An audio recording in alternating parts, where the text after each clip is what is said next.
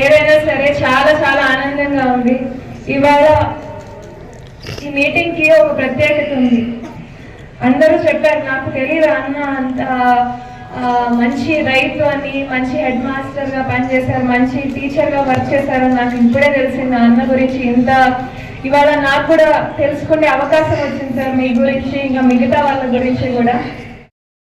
దీంట్లో సార్ పేరు ప్రపోజ్ చేసినప్పుడు నేను కూడా ఉన్నాను, పెద్ద సార్ అందరం మేము మాట్లాడుకున్నప్పుడు.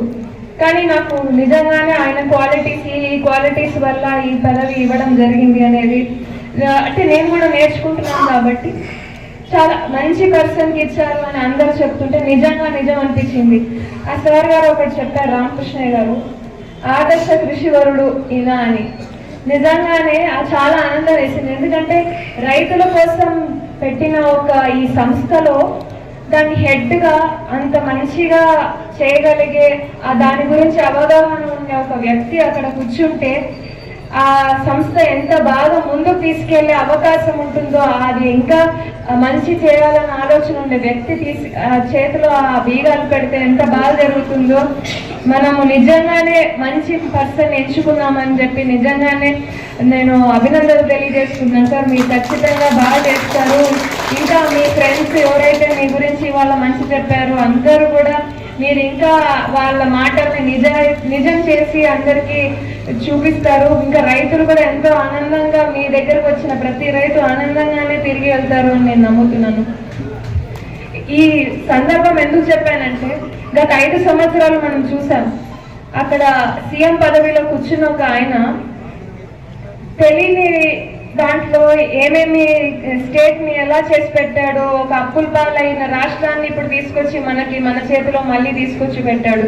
దీన్ని ఐసీయూలో నుంచి అదేంటి మాస్క్ పెట్టి వెంటిలేటర్లో ఉన్న టైంలో నుంచి మళ్ళీ మనం ఇప్పుడిప్పుడు మళ్ళీ ఊపిరి పోసుకుంటున్న ఒక స్టేట్ ని మళ్ళీ డెవలప్ చేసుకునే దానికి మన సీఎం చంద్రబాబు నాయుడు గారు, మిగతా మినిస్టర్లు, ఎమ్మెల్యేలు, మిగతా నాయకులు అందరూ ఎంత కష్టపడుతున్నామో మనందరికీ తెలుసు.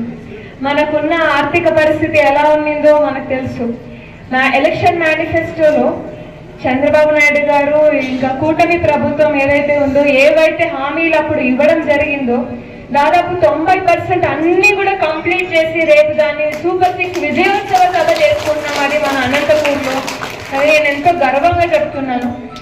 నిజంగానే రేపు జరిగేది అనంతపూర్లో మంచి పెద్ద పండుగ. మొన్న వినాయక చవితి అయిపోయింది, రాబోయే దసరా వస్తుంది, కృష్ణాష్టమి అయిపోయింది, సంక్రాంతి అయిపోయింది. కానీ రేపు జరిగేది మాత్రం మన టీడీపీ నాయకులకే కాదు, మన రాష్ట్రానికి ఒక పెద్ద పండుగ జరగబోతుంది అనంతపూర్లో పెద్ద ఎత్తున. మీరందరూ, కొత్త చెరువు అంతా ఇక్కడే ఉంది, ఇంకా మిగతా మన మండలాల్లో ఉన్న అందరికీ కూడా ఇదే చెప్తున్నాను, మంచి వేదిక కాబట్టి చెప్తున్నాను. ఖచ్చితంగా మనము ఏదైతే 164 సీట్లు మనందరి కృషి ద్వారా సంపాదించుకోగలిగాము. 15 నెలలైంది ఈ కూటమి ప్రభుత్వం వచ్చి.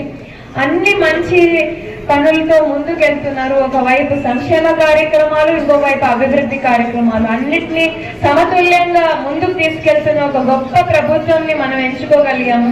ఇప్పుడిప్పుడు మళ్ళీ మన స్టేట్ ఊపిరి పోసుకుంటూ ఫైనాన్షియల్ డెవలప్మెంట్ వైపు, జీడిపి డెవలప్మెంట్ చేసుకుంటూ ముందుకెళ్తున్నాం. కాబట్టి ఖచ్చితంగా ఇది మనందరికీ ఒక పెద్ద పండుగ. దీన్ని ఖచ్చితంగా పెద్ద ఎత్తున బాగా చేసుకొని మనము మన హ్యాపీనెస్ని, మన సంతోషాన్ని 10 మందికి చెప్పుకునే ఒక గొప్ప అవకాశం రేపు. అందరూ ఖచ్చితంగా హాజరయ్యి దాన్ని విజయవంతంగా చేసుకోవాలని నేను ఖచ్చితంగా కోరుకుంటున్నాను.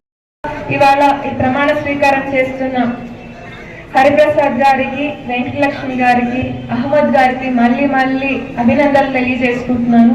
మీరు ఇంకా ఎంతో ముందుకు ఎదగాలని కోరుకుంటున్నాను. నేను కొత్త చెరువు ప్రాథమిక వ్యవసాయ సహకార పరపతి సంఘం యొక్క చైర్పర్సన్ గా ఈ రోజు నుంచి సంఘ అభివృద్ధికి, సంఘ పరిధిలోని రైతుల శ్రేయస్సు కోసం అహర్నిశలు పాటుపడతానని, సంఘం యొక్క వ్యతిరేక కార్యకలాపాలకు పాల్పడనని, ఆంధ్రప్రదేశ్ రాష్ట్ర సహకార సంఘాల చట్టం 1964 మేరకు కృషి చేస్తానని ఆ దేవుని మీద ప్రమాణం చేస్తున్నాను. మాన్యశ్రీ ఆంధ్రప్రదేశ్ రాష్ట్ర ముఖ్యమంత్రి ముఖ్యమంత్రి వర్యులు గౌరవనీయులు నారా చంద్రబాబు నాయుడు గారికి శాసన సభ్యురాలు శ్రీమతి పల్లె సింధూరారెడ్డి గారికి నా యొక్క హృదయపూర్వకమైన నమస్సుమాంజలు ధన్యవాదములు తెలియజేస్తున్నాను.